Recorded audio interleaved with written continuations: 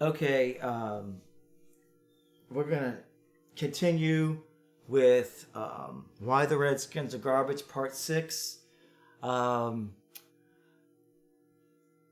there was one positive thing to take from the Redskins-Dolphins game, and we did say there's something good to say about the Redskins, we would say it. The defense that Greg Manusky called on the two-point conversion that won the game, that was the right defense. It was a good defense that they called there. That was the right defense to call. So we will always point out the rarity whenever the Redskins make a right good decision. I also think it's a good decision to have Kevin O'Connell as the play caller for the offense. Kevin O'Connell, who was drafted in the third or fourth round of the 2008 NFL draft by the New England Patriots out of San Diego State, is the offensive coordinator and play caller for the Redskins. I think that he should probably actually end up being the head coach at the end of the day. But I also wouldn't mind Josh McDaniels being the head coach if he would be willing to coach the Redskins, and there's no guarantee of that. So, all right. After there's a whole bunch of different ways that I can go about this video. And Rich, let's try to keep this one to 15 minutes. All right. So you let me know when I'm at 10. You got it. Okay, so I can't harp enough on the Jordan Reed situation. Just the fact that, how did they mismanage this so badly? Okay, there were a lot of really good tight ends available in free agency this past offseason. There were a ton of them. There were at least 7 starting caliber tight ends whose contracts were up with their existing teams that would have been perfect for the Redskins offense. Great players. Redskins didn't sign any of them because Jay Gruden always said with a smile, "Oh, I love Jordan Reed." And they always say, when he's healthy. My question for you is, when is that? And then you've got a 33-year-old Vernon Davis and Jeremy Tinkle behind them. So here's the first thing. I would have never drafted Jeremy Sprinkle. I mean, the guy's an empty jersey. And let alone keep him on the team. And then Vernon Davis, who on numerous occasions has been even called up by the front office for his lackadaisical effort, blocking, and everything else. Okay. Jordan Reed has never exhibited a time when he was healthy. And even when he is healthy, he is never this game-changing tight end that just takes the whole team on his back. As soon as this guy gets the ball and takes off upfield trying to drag blockers, next thing you know, he has a concussion or a knee injury or a back injury or something's wrong with him. He's like a China doll out there. So you planned on going into this year with Jordan freaking Reed. And I'll disagree with some people in the pundit world. I don't have Jordan Reed in my top 40 tight ends.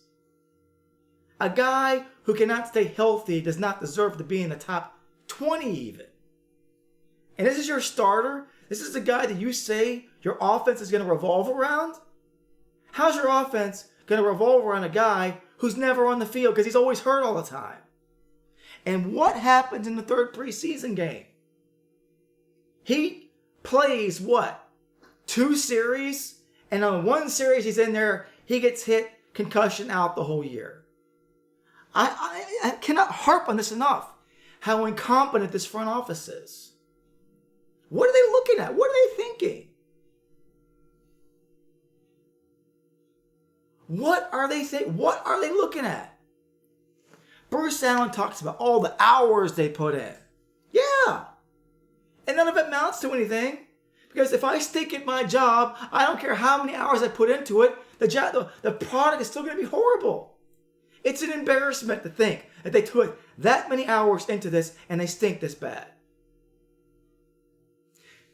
This is a team who said, we're there. Gruden said, this team is built. And as soon as the starting quarterback goes down with a leg injury, the whole team falls apart. That's not depth.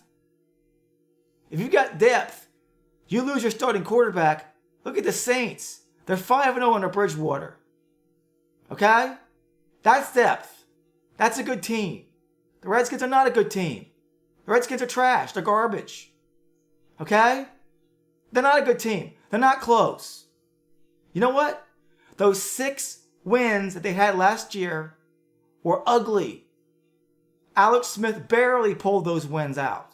And they were all on the road.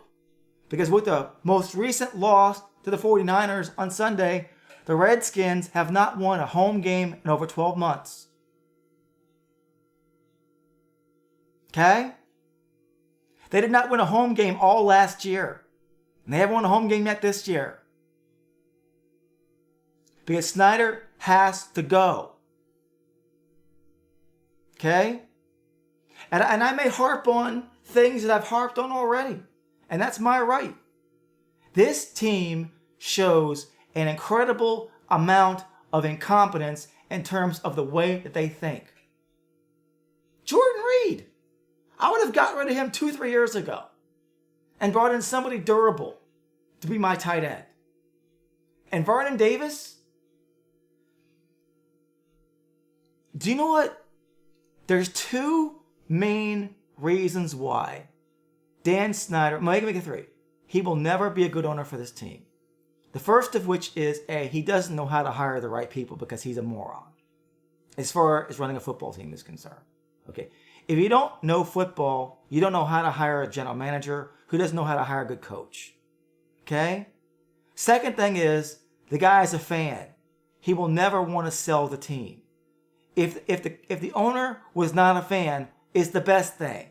He's not so emotionally attached to being the owner that he isn't willing to sell the team. You need to have an owner who is willing to sell the team when it's obvious that he's screwing the team up. The other thing is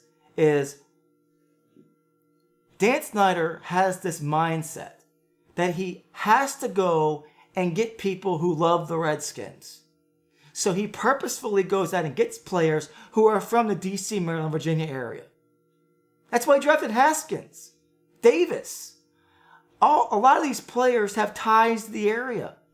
Bro, that does not make you a guy who wants to win. So, and another thing is it's coming out that people who used to be affiliated with this organization are now being honest with the media about it. And let's face it, this team hires a head coach who doesn't hire the best teachers. They're like other teams in the NFL. These head coaches want to hire their friends. And their friends aren't necessarily the best teachers, and they certainly aren't disciplinarians. Okay, here's another good point that I want to say, but it also falls in with a bad point. Troy Apke, who's finally gotten onto the field since the shakeup has happened. I know fans out there that want him out there as a starter, not as a sub while the other guy is in. Monte Nicholson is a bad safety. He should not even be in there. Troy Apke is the best safety who the Redskins have right now behind Landon Collins. So why does it take injury to 2 other guys to get him on the field? All he did was have 4 solo tackles yesterday, 2 assisted, and a pick. That it ran back 33 yards because he has 4.35 speed. All right? Is the problem because Troy Apke is white, maybe? Is that what it is? Why was Troy Apke even a 4th round pick? He should have been 2nd overall pick. He should have been a 2nd round pick, right? Why can't the guy get on the field? So far, when he has had a chance to play, Troy Apke's been darn good. So why isn't he on the field? Because he doesn't fit the political mold of what a athletic defensive back is supposed to be. And that's all Dan Snyder cares about. This isn't racial.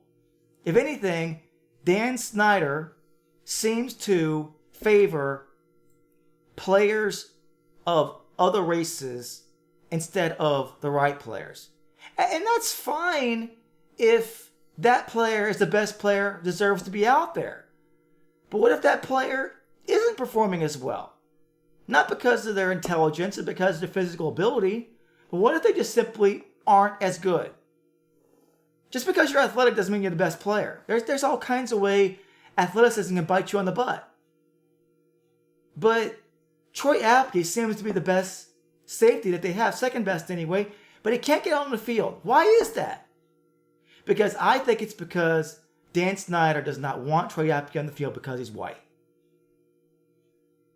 The fans want him out there. The fans wanted Keenum out there. It's not about the fans. The person who seems to be playing politics with the roster is the owner. I'm convinced that the only reason why Dan Snyder drafted Dwayne Haskins is because A, he's from the area, and B, he's African American. And Dan Snyder wants to win a championship with an African American quarterback. Now, that's fine. But if you want to pigeonhole things like that, if you want to particularly have your quarterback be a certain color at a certain position, then it's got to be the right person. And not just because Haskins is from DC, is that the wrong reason to pick him, but because I just don't think the guy's very good. I don't. Sorry. I don't think Haskins is very good. I don't think he's going to be any good. He was good in the college offense in Ohio State, but he looks terrible so far. And my question is, as bad as Haskins looks, do you think this coaching staff is going to be the one to turn him into a legit quarterback? Really?